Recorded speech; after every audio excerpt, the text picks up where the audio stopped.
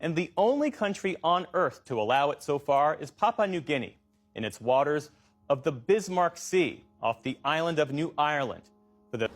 Papua New Guinea was the first country on Earth to hand out a full Subsea mining license back in 2011 to a Canadian business called Nautilus Minerals. This summer, not far from the stunning coastline of New Ireland province in the Pacific nation of Papua New Guinea, the MV Coco was very likely the only ship anywhere on the world's oceans to be engaged in the deeply controversial practice of deep-sea mining. Twice a day for several weeks, it sent this giant claw a mile beneath the surface of the Bismarck Sea to help its crew haul up around 180 tons of copper-rich rock, while also stockpiling many times more than that on the nearby seabed. This was an industrial-scale trial run to see if an even larger operation like this could, one day, continue long-term by proving itself profitable enough for investors and sufficiently safe for the ocean environment.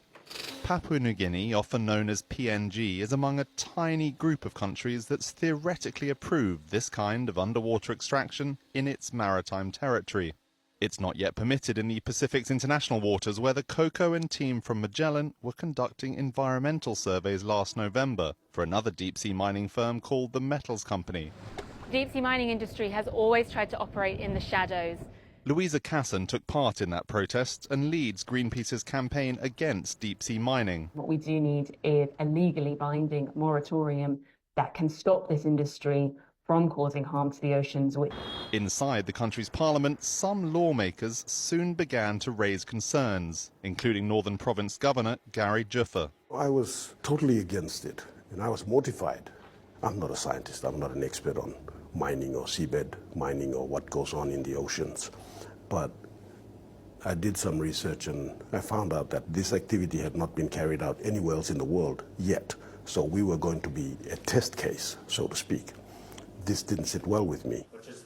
What about offshore?